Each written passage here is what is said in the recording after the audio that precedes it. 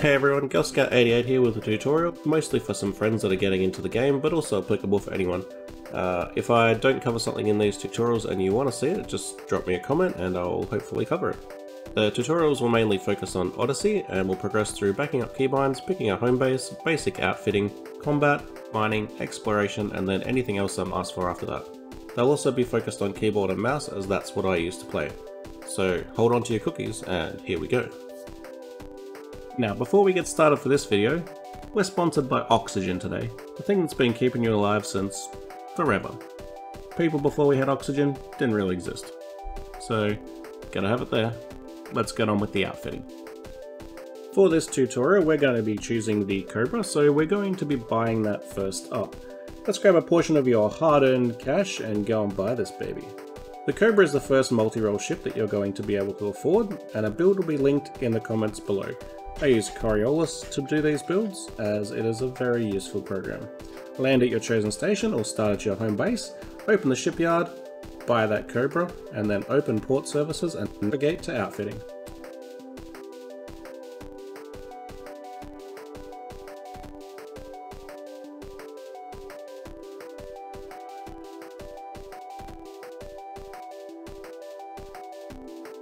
The first thing you're going to want to do is stand by while your ship drops into the Galactic Chop Shop, draw some doodles or something while you wait, and then go to your core internals.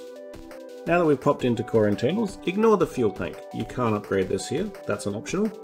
Well, first, always upgrade your power plant to A rank if you can afford it. Then go grind some more cash. Then upgrade your thrusters, your friendship drive, and sensors, and a distributor at maximum. I recommend the minimum distributor you get is D, and derating everything until you can make around $10 million, and then start A ranking in the same order. Obviously A-rated modules are a little heavier, a little more power hungry, but the trade-off is they are far, far better. Also, ignore life support at the current time. 5 minutes is usually enough to not die. Okay, so while I go through the outfitting process in the background of this video, I'm just going to explain a few of these HUD items as we move along as well. In the bottom right, you will see your insurance cost and your total power level. And then moving to the left, we have the retracted power level, which is when all of your modules are stored, and your deployed power level, which is when you pop your modules out. So if you are over your 100% when you pop out your guns, your ship will pretty much shut itself down. If you do need to fix this, you can go into your modules and turn individual ones off, such as the cargo hatch, which is a popular choice. And then moving across to the left again, in the first screen you'll have your speed, your normal speed, and then your boost speed, your pitch, roll, and yaw. With pitch, yaw, and roll, my brain always has a hard time figuring this out, so here's a quick explanation. Yaw is when you're turning on the flat plane, left or right.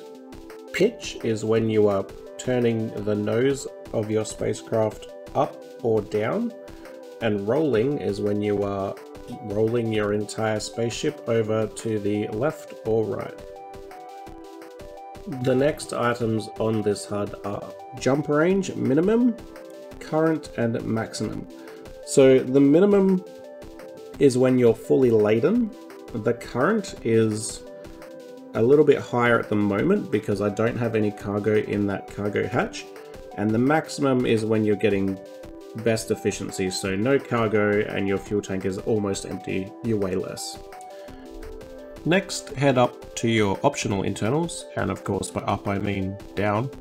Throw your top 2 modules in as a cargo rack for E for some juicy space for your limpets to live in, and in case you are doing delivery missions or getting tons of mission rewards.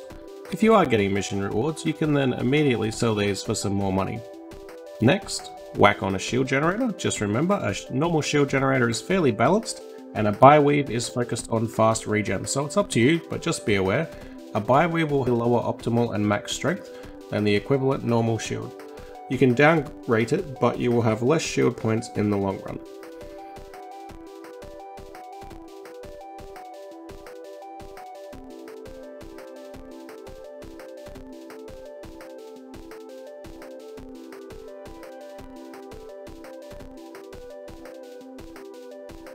Next, smash a fuel scoop in this genderless space frisbee. 2B will be sufficient for now. The 2A has a very minor advantage if you want that one. I don't believe it's worth it though. It is always important to have a fuel scoop so you don't get stuck. If you want to go down to planets, you will need to throw in a planetary vehicle hangar. Always make sure you go and buy a moon buggy to put in your fancy garage.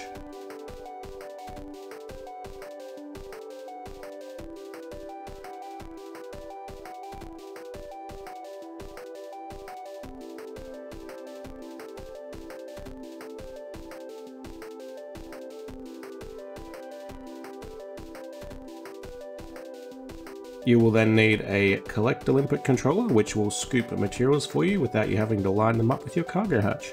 I suggest a 1A if you can afford it, but a 1E will do fine. The rating increases the range and life seconds, as well as drawing more power.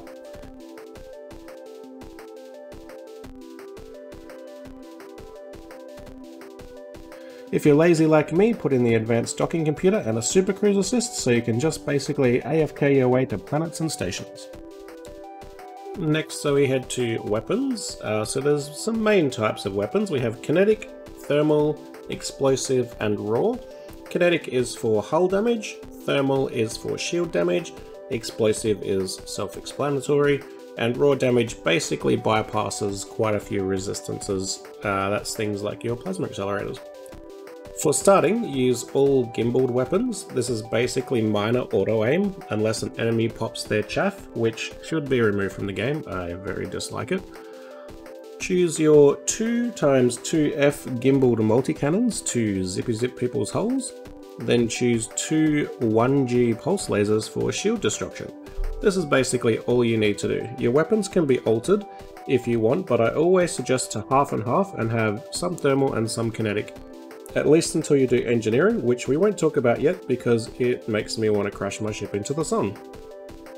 In your utility mounts, you could throw on a point defense system for missiles and hatchbreaker limpets, a shield booster for a flat 20% shield hit point boost, a heatsink launcher in here to drop heat when you shoot too much or if you drop too close to a star, but it isn't 100% necessary. When you first start out, if you're not doing background simulation things, you can pick up a kill warrant scanner here to get extra bounties, but it is not completely necessary. Now, pop out of this menu. Next up, the HUD will remind you that you haven't set your fire groups for your weapons and limpets.